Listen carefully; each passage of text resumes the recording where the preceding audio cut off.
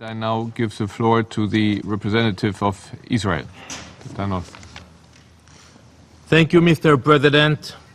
Thank you, Under Secretary Di Carlo.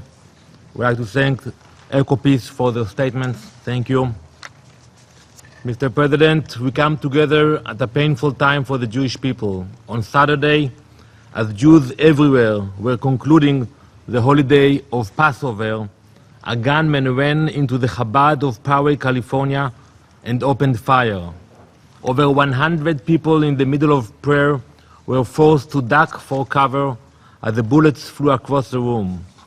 Lori Kay was shot and killed as she jumped in the line of fire to protect Rabbi Israel Goldstein, who founded the synagogue and sustained injuries.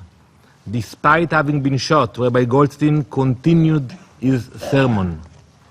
34-year-old Almog Peretz and 8-year-old Noya Dahan were also shot and injured.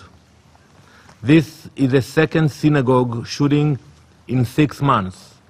It is unacceptable that we live in a time in which worshippers must be on guard or look behind their backs while praying out of fear of being shot. We pray for Chabad of Poway and stand with the families affected during this painful time.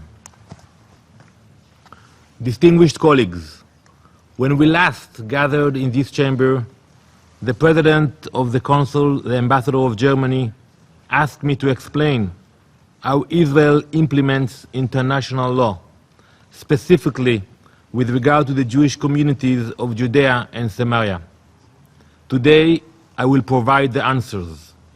But before we discuss international law, we must understand the context and facts. Today, I will present to you the 4 pillars that prove the case for Jewish ownership of the land of Israel. The first pillar is the Bible. The Jewish people's rightful ownership of Eretz Israel, the land of Israel, is well documented throughout the Old Testament and beyond. The second pillar is history. The Jewish claim to the land of Israel is confirmed time and again, not just with Jewish history, but with the history of the world.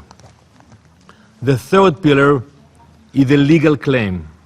Our rights to the land are codified in international law, including in the documents that founded this very body. And the fourth pillar is the pursuit of international peace and security. A stronger and safer Israel means a stronger and safer world. It is through these 4 pillars, Mr. President, that I will provide you with the answers to your questions. Let us discuss our first pillar of proof, the Bible.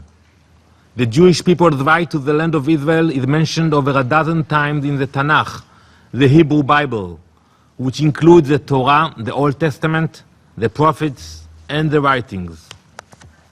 In the book of Genesis, the very first book of the Old Testament, God says to Abraham, and I will read that in Hebrew,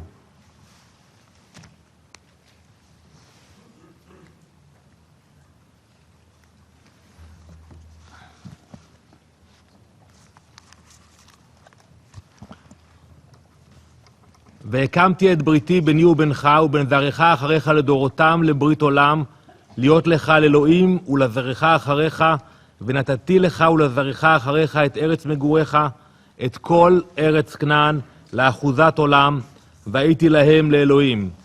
And I will now read the translation in English. And I will establish my covenant between me and you and your descendants after you, throughout their generations, for an everlasting covenant. And I will give to you and to your descendants after you all the land of Canaan for an everlasting possession, and I will be their God. This is a deed to our land.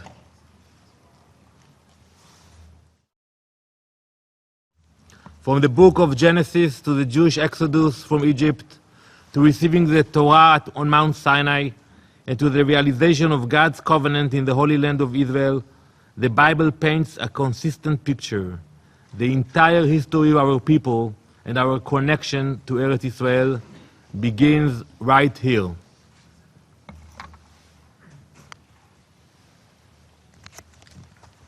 It is not just the Hebrew Bible or the 15 million Jews worldwide that accepts this right. It is accepted across all three monotheistic religions, Judaism, Christianity, and Islam. The Quran itself accepts the divine deed of the Jewish people to the land of Israel. Mr. President, the second pillar is the history of the land of Israel and the Jewish people over the past 2 millennia. The Jewish kingdom in Eretz Israel comprised 12 tribes. The largest of those tribes, the tribe of Judah, lived in the area now known as Judea. You all know the words Jew and Jewish. Jew and Jewish come from Judea. This was the kingdom over which King David and King Solomon ruled. It was a kingdom with Jerusalem as its capital. It was home to the first temple, destroyed by the Babylonians in the year 5087 BCE, and the second temple destroyed by the Romans in the year 70 CE. When the Romans destroyed the Jewish kingdom, they sent our people into the 2,000-year exile that kept most of us, not all of us, from our land. Even the Romans themselves admitted the land was ours. Those of you who visited Rome may recall that Emperor Titus famously commemorated his victory and the Jewish explosion by building an enormous arch on the Via Sacra in Rome. If you look in the arch, it includes an illustration of his men carrying away the menorah from the Jewish temple. But even though the Romans knew that the land was ours and we belonged in it, they attempted to erase our age-old connection to the land by renaming it Syria Palestina. Why Palestina? They attributed it as a southern province of the Syrian Empire. This is how the narrow strip of land in Eretz Israel, nestled between Egypt in the south and Lebanon in the north, came to be called Palestine. For the next 2,000 years, the land of Israel was conquered by the Crusaders, followed by the Ottoman Empire. But despite centuries of wars and conquests, the Jewish people never left. A Jewish community remained in Eretz Israel, the land of Israel, throughout this entire time. Although most of our community was forced into exile by the Roman Empire, we knew that someday we would return to our ancient homeland. For 2 millennia, Jews across the world continued to pray 3 times every day for our long-awaited return home to Zion, to Jerusalem. As we just said on Passover last week, as we do every year, next year in Jerusalem. Mr. President, if the Jewish people's deep and ancient roots in the land of Israel are not sufficient proof, let us consider international law, the third pillar. In 1917, Lord Balfour, Britain's Foreign Secretary, issued a statement of British support for the establishment of, and I quote, a national home for the Jewish people. The Balfour Declaration designated this national homeland in Eretz Israel. The Balfour Declaration also, in its own words, specifically endorsed the Zionist cause. As Lord Balfour wrote, and I quote, I have much pleasure in conveying to you on behalf of His Majesty's government the following declaration of sympathy with Jewish Zionist aspirations, which has been submitted to and approved by the Cabinet. After the Ottoman Empire surrendered in World War I, the British took legal ownership over the land of Israel. With that legal ownership, they were able to issue the Balfour Declaration and commit to helping establish a national home for the Jewish people in our historic homeland. In 1922, the mandate of the League of Nations not only states its support for the establishment of a Jewish national home, it encouraged and facilitated the return of Jews in the diaspora to our homeland. It confirms, and I quote, the historical connection of the Jewish people with Palestine and to the grounds for reconstituting their national home in that country. These documents are Zionist documents. By definition, Zionism is the realization of the right of the Jewish people to self-determination and sovereignty in the land of Israel. That is what Zionism means, no more, no less. It appears in international law in essence and word for word. In 1945, the UN Charter was adopted, drafted in the wake of the Holocaust. It guarantees the right of peoples to exercise self-determination. It also refers to, and I quote, the inherent right of individual or collective self-defense if an armed attack occurs against a member of the UN. One people's pursuit of self-determination could not undermine the safety and security of another nation. 2 years later, the UN Partition Plan called for the establishment of a Jewish state and an Arab state in the land of Israel. What we did, we accepted it, but the Palestinians did not. Instead of peace, they chose war and opened fire on the Jews. Our small, tiny, newly declared nation was suddenly under attack in 1948. On the last day of the British Mandate, Israel declared independence and immediately was attacked by 5 Arab armies that joined the Palestinians, hoping to destroy it. Israel won that war, and the hope and future of the Jewish people was saved. But the war of 1948 did not end with peace. It ended with armistice agreements between Israel and its neighbors. The armistice lines between Israel and Egypt, Jordan, Syria, and Lebanon were never considered international borders. They were simply lines designating the end of the first battle in the Arab war against Israel. Jordan maintained control of Judea and Samaria, and Egypt controlled the Gaza Strip. These agreements were formed in the absence of permanent peace treaties, which would only be signed decades later. Mr. President, it was the Arabs who insisted that the armistice lines would not be permanent borders. As stated in the Jordanian-Israeli Agreement of 1949, these lines, and I quote, are agreed upon by the parties without prejudice to future territorial settlements or boundary lines. Because these lines are not borders, the Jewish communities in Judea and Samaria to this day do not cross any international borders. They are built on strategic land for Israel's security, and as agreed by the parties in the Oslo Accords, would be classified as final status issues. Mr. President, to support the right of Israel to exist in our homeland is therefore essential to international peace and security, the final pillar. For decades, many Arab leaders have chosen the sword over the olive branch, long before even one of these so-called settlements was established. You know when the PLO was established, the Palestinian Liberation Organization? In 1964, 3 years before 1967. How it make any sense? What they need to liberate before 1967?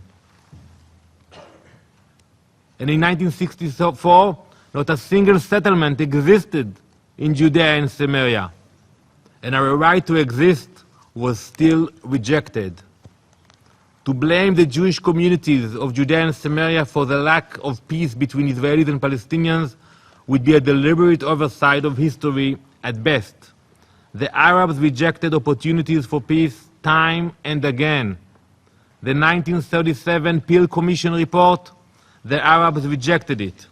The 1947 UN Partition Plan, rejected. The 1948 Israeli offer for truce, rejected. The 2000 Camp David Summit, rejected. The 2001 Taba Summit, rejected. The 2007 Annapolis Conference, rejected.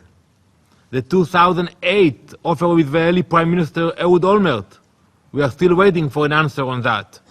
The 2014 Secretary of State Kerry's peace initiative, Abbas chose Hamas. And today, in the upcoming US peace plan, the Palestinians say it is dead on arrival.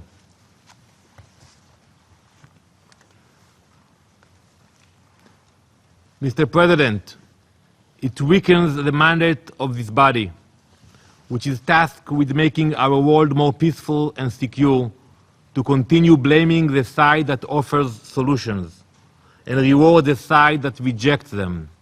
It is dangerous to praise the side that encourages hatred and bankrolls terrorism. Palestinian rejectionism is chronic. Palestinian leaders refuse to acknowledge the right of the Jewish people to self-determination in the land of Israel and insist on returning to the land in droves. This behavior directly contradicts all four pillars of the past and keeps us locked from forging peace in the future. There should be no reward for rejectionism. There should be no prize for aggression. Mr. President, real peace will be possible when the four pillars of the past are accepted and realized. But real peace will come when the four pillars of the future are put into action. These are the four pillars of the future. First, the Palestinians must accept and recognize the Jewish state of Israel. No Palestinian leader has ever said those words. Second, the Palestinians must end their campaign of incitement. Enough is enough. How can the international community expect us to make any concessions to a leader who pays his people to kill ours? Third, regional cooperation. We are already working together with many of our neighbors on security, on common goals, and on building relations. We want these relationships to flourish and present themselves in the open. And fourth, we will never do or agree to anything that compromises our security. We want a peaceful future with our neighbors, but our security is non-negotiable, and we will decide where to draw the line. Mr. President, we are ready to work together. We are ready to talk. And we are ready to create a better future for our children. It is only when the four pillars of the past and the four pillars of the future are accepted that peace will come. Thank you.